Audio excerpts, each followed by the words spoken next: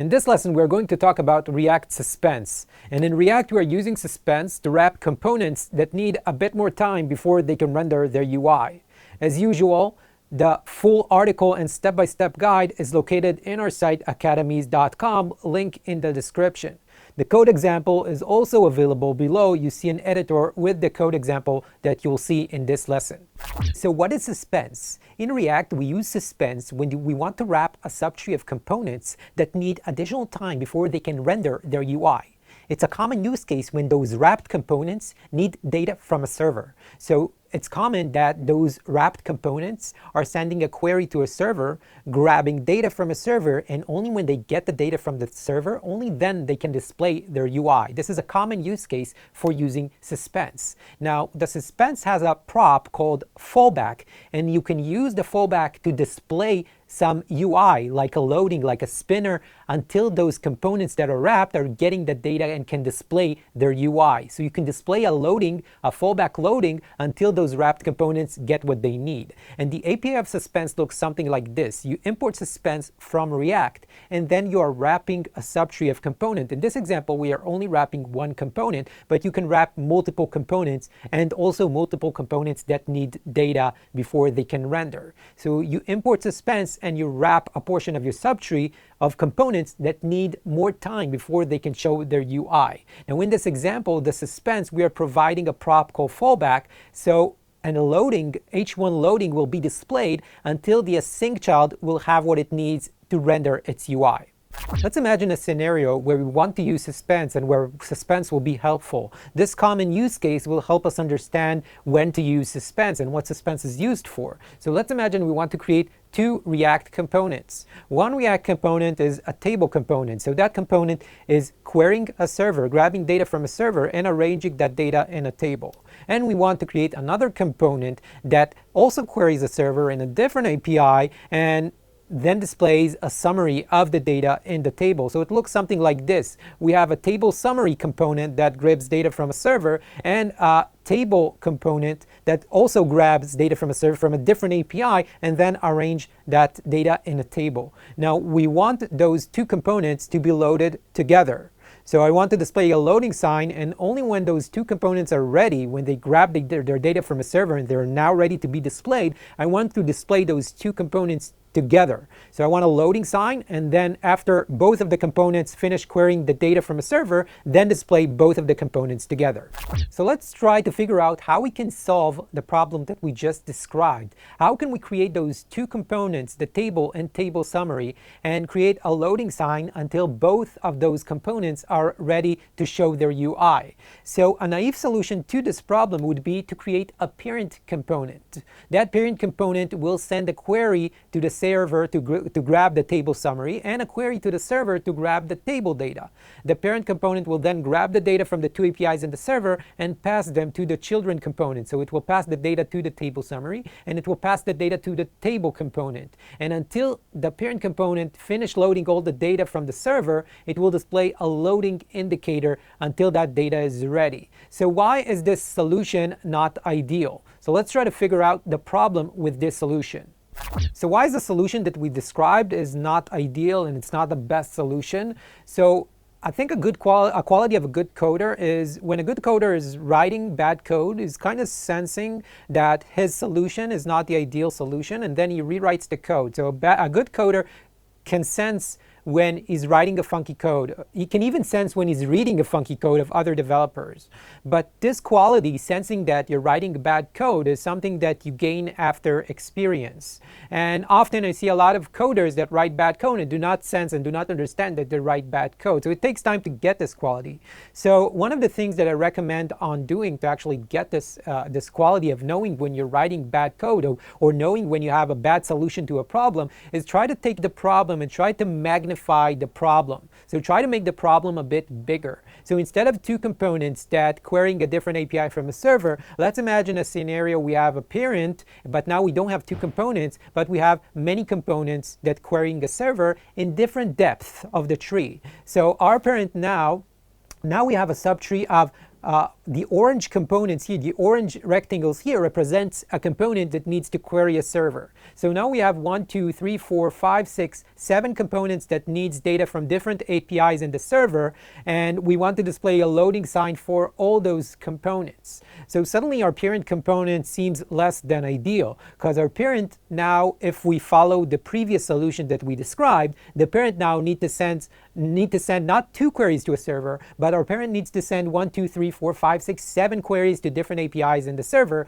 and then it needs to take the data and pass it along the proper component. So it might need to use a context or a state management library to pass that data down to the components below. So suddenly our solution even feels more less than ideal when you enlarge the problem. And the problem with our solution is the parent component doesn't have single responsibility. If you follow the solid guidelines, then your components should follow the solid guidelines as well, and your component should have a single responsibility. The parent doesn't have a single responsibility. It's actually in charge of the loading sign and in charge of 7 different datas of 7 different components to pass down the tree.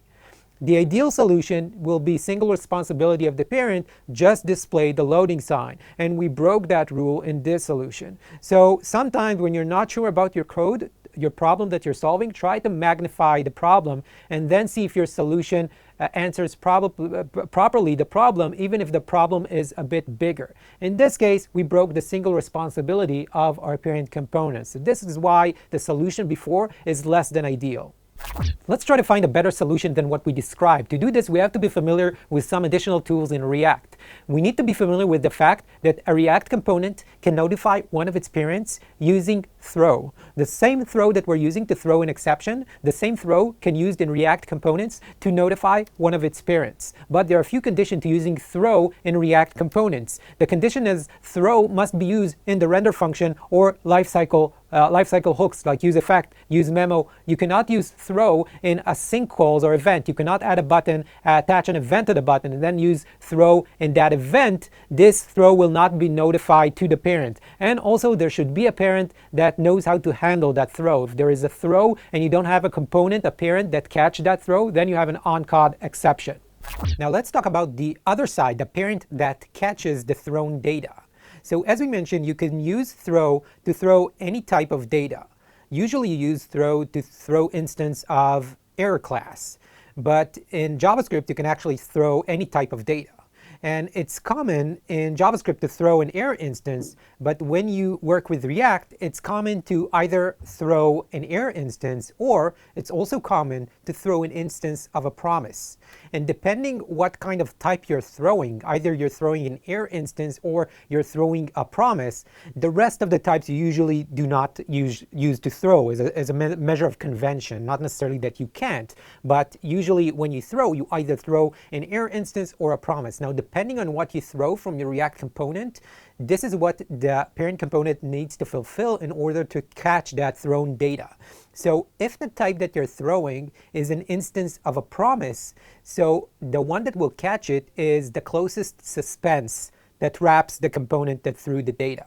So it doesn't have to be the parent, it can be up the tree, but somewhere there has to be a suspense to grab that promise. So in case you are throwing a promise, it's the closest suspense. Now, sometimes there is no suspense. So if there is no suspense, the closest error boundary to catch that error will grab that error. And what is error boundary? We'll talk more about error boundary in future lessons. So I'm not going to expand too much about error boundary, but in short, error boundary is a class component that implements get-derived state from error. If it implements this life cycle, then it's considered an error boundary. But usually when we're talking about error boundary, there's a common library that you use and not actually implement the error boundary yourself. But we'll talk about it in future lesson. But if there is no suspense, the closest error boundary is catching. All other type, if you're throwing some kind of type, and usually it's an error instance, if you're throwing any other type, not just error instance, but usually it's error instance, then the error boundary will catch it. Now, if there is no suspense to catch a promise, and there is no error boundary to catch the other exception, and there is a thrown error instance, for example, and there is no one to catch it, then you have an on-caught exception, and usually your script will crash. So a parent to catch the thrown data needs to be either suspense or error boundary. If it's a promise instance, the closest suspense will grab that promise instance, will take that data. So this is how the parent needs to fulfill either suspense or error boundary in order to catch the thrown data. So now we were equipped with the data that a component in React can send data up the tree to a parent by using throw. And when a component waits for something, needs some data from a server, waits for something to happen before it can render a UI, it's common in JavaScript to deal with those async types using promise. So this is the case where a React component might throw a promise when it's waiting for something. So now we know that a React component, if it's waiting for something to happen, can throw that promise, and a certain parent of the tree with a suspense component can grab that promise and load a fallback. So this is what the suspense is all about. Our ability for some kind of child to throw a promise of the tree, and our ability for some kind of parent to grab that promise, that thrown promise, using suspense. So I'm wrapping a set of components, and those components could be one component, could be zero component, could be all of the components. Some component that I wrapped are going to throw a promise because they need some data before they can render. And when I do that, my suspense can grab that promise. So for example, those components might be waiting for something from a server, so they're throwing a promise until pending promise, until their promise from the server is fulfilled, and then they can render their UI. So they can throw that pending promise.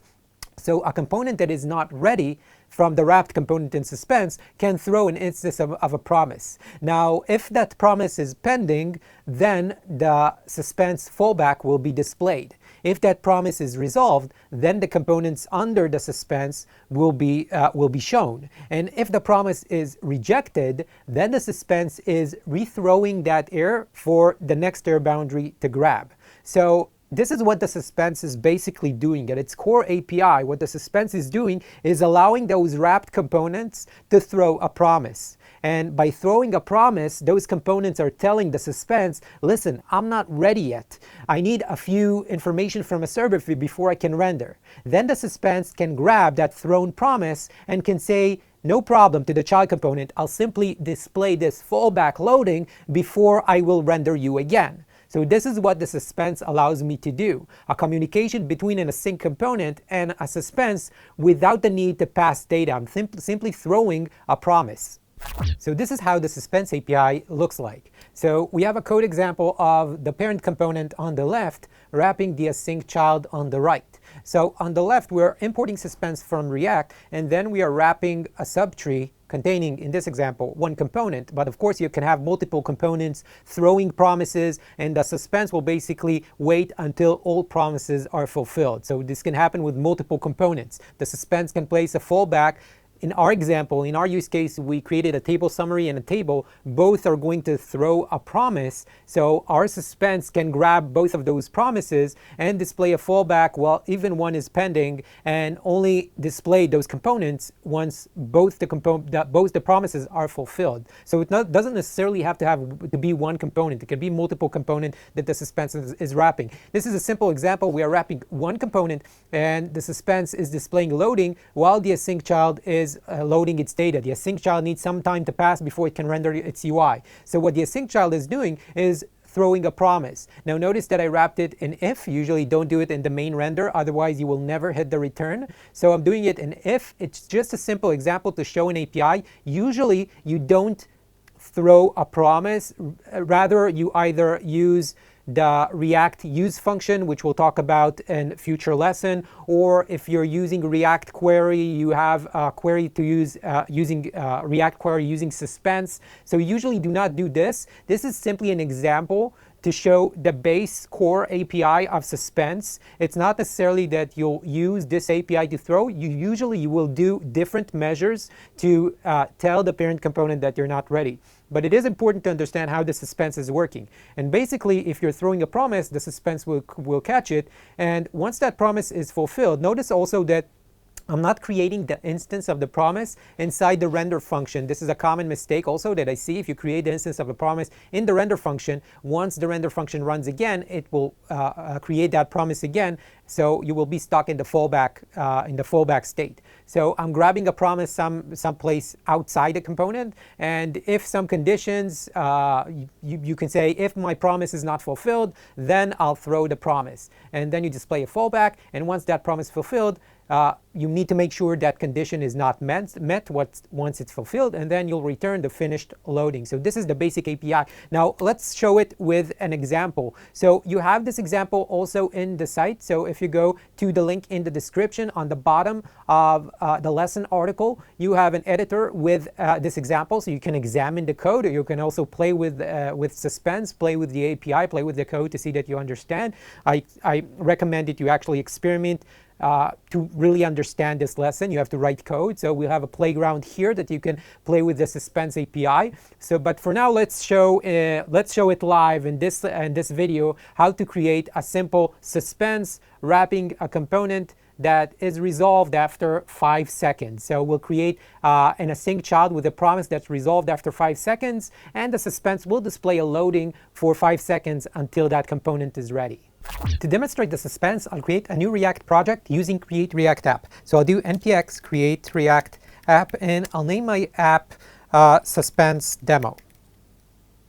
We'll wait a few seconds for create React app to create our project, and then we'll open the project with VS Code.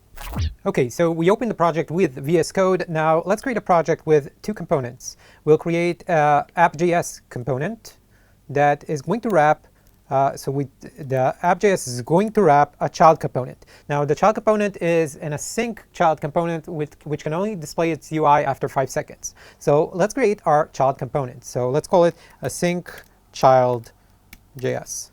And in here, we're going to create a promise that is resolved after 5 seconds. So I'll create a promise by calling the constructor of a promise and passing a function. And in this function will get the resolve, and we'll place our async code here, which is a set timeout, which will resolve after 5 seconds. So after 5 seconds, I'm going to call the resolve. So I have here a promise. This promise will be resolved or fulfilled after 5 seconds. Great. Now let's create our child. So I'll export default an async child function, which basically I am going to examine if this promise is fulfilled or not. So I'll create another variable is fulfilled and initialize this variable with false. And once our promise is resolved, I'll place is fulfilled equals true. So this variable is fulfilled will be a flag for me if my promise is resolved or not. And in the async child, I'll place the condition if is fulfilled. If, let's say, not is fulfilled, I will throw the promise. Otherwise, I'm going to return h1, let's say, async child. Okay, so this is my async child. Let's go back to the parent. Now, the parent is going to import the async child from the file that we just created, and it's going to place this async child. Now, I want until this async child finished loading, after 5 seconds, I want to display this async child. But before 5 seconds, I want to display a loading. So I can import from React, I can import a suspense, the suspense.